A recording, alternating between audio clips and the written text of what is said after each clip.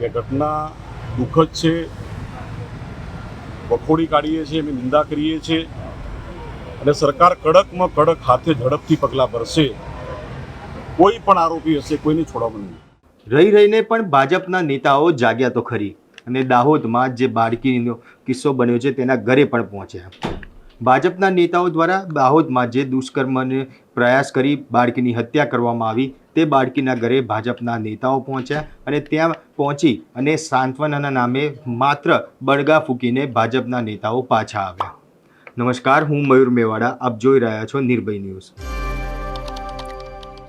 ગોધરા ખાતે ભારતીય જનતા પાર્ટી દ્વારા કોંગ્રેસના નેતા રાહુલ ગાંધીના અનામત વિરોધી નિવેદનને લઈને મૌન રેલી અને ધરણાનું આયોજન કરવામાં આવ્યું હતું, જેમાં ભારતીય જનતા પાર્ટીના દિગ્ગજ નેતાઓ પણ હાજર રહ્યા હતા. ત્યાં નેતાઓ રાહુલ ગાંધીના મુદ્દે વિરોધ કરી રહ્યા હતા અને ત્યાં તેમને કહી શકાય કે રાહુલ ગાંધી મુદ્દે મેદાને પણ આવ્યા. પણ જ્યાં દાહોદની વાત આવે ત્યાં દાહોદમાં જે બાળકી સાથે દુષ્કર્મનો પ્રયાસ અને હત્યા કરવામાં આવ્યો તે મુદ્દે એક પણ નેતા ભાજપનો હજી સુધી સામે નહોતો આવ્યો કે કશું બોલવા પણ તૈયાર ન હતો. પરંતુ આજે જ્યારે વિરોધ કરવા માટે બહાર નીકળ્યા અને ત્યાં ગાડી જ્યાં ગોધરાના સાંસદ જસવંતસિંહ ભાભોરને જ્યારે આ ઘટના વિશે પૂછવામાં આવ્યું તો માત્ર તેમના દ્વારા એટલું જ બોલવામાં આવે કે ક્યાંય કોઈનો બચાવ કરવામાં નહીં આવે કે કોઈને છોડવામાં પણ નહીં આવે.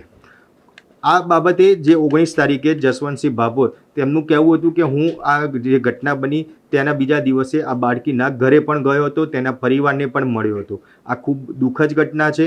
પોલીસને પણ કહેવામાં આવ્યું છે કે આ બાબતે આ કેસમાં કોઈ જ તપાસમાં કચાશ ના રહેવી જોઈએ અને કોઈ પણ આરોપી હોય તેને છોડવામાં ન આવે તેવું જસવંતસિંહ ભાભોર દ્વારા કહેવામાં આવ્યું છે. ત્યારે જસવંતસિંહ ભાભોર પોતાનો લૂલો બચાવ કરતા શું કહી રહ્યા છે તે એકવાર સાંભળી લઈએ. સાહેબ, દાહોદની ઘટના બાબતે શું કહેશો? જે આચાર્ય જે દુષ્કર્મ કર્યું અને કોશિશ કરી હત્યા કરી. 19 તારીખે આ ઘટના બની હતી. 21મી તારીખે હું સ્થળ પર ગયો હતો. એમના પરિવારને મળ્યા, એના માતા પિતાને મળ્યા અને પોલીસ એની કાર્યવાહી સખતપૂર્વક કડકાઈથી કરી રહી છે. આજે અમે અહીંથી ત્યાં મને કલેક્ટરશ્રી, ડીડીઓશ્રી અને જવારા છે. આજે આપની સમક્ષ કહેતા મને દુઃખ થાય છે કે ઘટના દુઃખદ છે, વખોડી કાઢીએ છીએ, અમે નિંદા કરીએ છીએ અને સરકાર કડકમાં કડક હાથે ઝડપથી પગલાં ભરશે. કોઈ પણ આરોપી હશે કોઈને છોડવામાં નહીં. સાહેબ, આવનાર સમયમાં કોઈ પણ પ્રકારની આવી ઘટના ન બને તે માટે કયા પ્રકારનું આયોજન કરવામાં આવશે? શું સજા આપવામાં આવશે તેને? સજા કોર્ટનો વિષય છે. ફાસ્ટ ટ્રેક કોર્ટ થકી તાત્કાલિક કડકમાં કડક પગલાં. સાહેબ, લોકો ફાંસીની માંગ કરી રહ્યા છે, તેને લઈને શું કહેશો? ફાસ્ટ ટ્રેક કોર્ટ જે નક્કી સર, હજુ સુધી માનવ અધિકાર પંચમાં રિપોર્ટ કરવામાં આવ્યો નથી. કરવામાં આવશે તો તપાસ ચાલી જ રહી છે. તપાસ અંતિમ તબક્કામાં છે. ઓકે. ત્યારે જસવંતસિંહ ભાભોર જે કહી શકાય કે પોતાનો લૂલો બચાવ કરી રહ્યા છે અને લૂલો બચાવ કરતા એવું કહી રહ્યા છે કે અમે પરિવારના ઘરે ગયા હતા, અમે તેમને મળ્યા પણ હતા અને તેમને સાંત્વના પણ પાઠવી છે અને એવું કહેવામાં પણ આવ્યું છે કે કોઈ પણ આરોપી હશે તેને છોડવામાં નહીં આવે, તેની સામે કડકમાં કડક સજા છે તે કરવામાં આવશે. પરંતુ સાહેબ, આજે આટલો સમય વીતી ગયો, આટલા દિવસ વીતી ગયા તો તમે ક્યાં હતા? ભાજપના નેતાઓ ક્યાંક ભૂગર્ભમાં ઉતરી ગયા હતા? જ્યારે કોલકાતાની ઘટના હતી કે ત્યાં ગાડી જે દીકરી ઉપર જે બળાત્કારની ઘટના થઈ અને ત્યારબાદ આખું ભાજપ જે રોડ ઉપર વિરોધ કરવા માટે આવી ગયું હતું, ભાજપનો મહિલા મોરચો હોય તે પણ વિરોધ કરવા માટે રોડ ઉપર આવી ગયો હતો. પરંતુ જ્યાં દાહોદની આ દીકરીની વાત આવી તો ભાજપનો એક પણ નેતા કે ના મહિલા મોરચો ક્યાંય જોવા મળ્યો કે ના આ પરિવારને મળવા માટે પણ પહોંચ્યો. અને હવે એવી વાતો કરવામાં આવે છે કે આમાં કોઈને પણ છોડવામાં નહીં આવે. કોઈ આરોપી જે પણ હોય પણ એ આરોપીને કડકમાં કડક સજા છે તે પણ કરવામાં આવશે. આવું કહીને ભાજપના નેતા જે ભાજપના સાંસદ છે જસવંતસિંહ ભાભોર તે માત્ર લૂલો બચાવ કરતા હોય તેવું જ લાગી રહ્યું છે.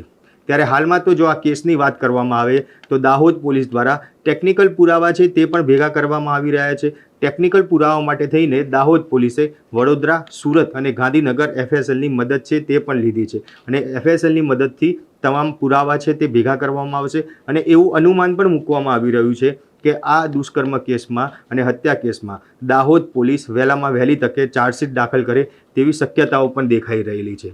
ત્યારે હવે આ ચાર્જશીટ ક્યારે ફાઇલ કરવામાં આવશે તે તો સમય બતાવશે.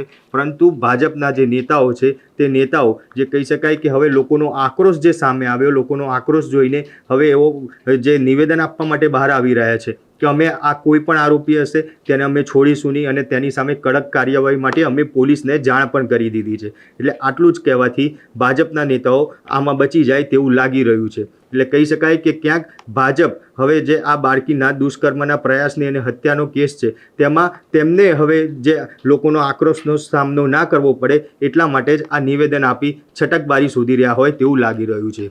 ત્યારે જસવંતસિંહ ભાભોરના આ નિવેદનને લઈને આપ શું કહેશો તે કોમેન્ટ બોક્સમાં જરૂરથી જણાવજો અને અમારી નિર્ભય ન્યૂઝ ચેનલને લાઇક, શેર અને સબસ્ક્રાઇબ કરવાનું ભૂલશો નહીં. આભાર.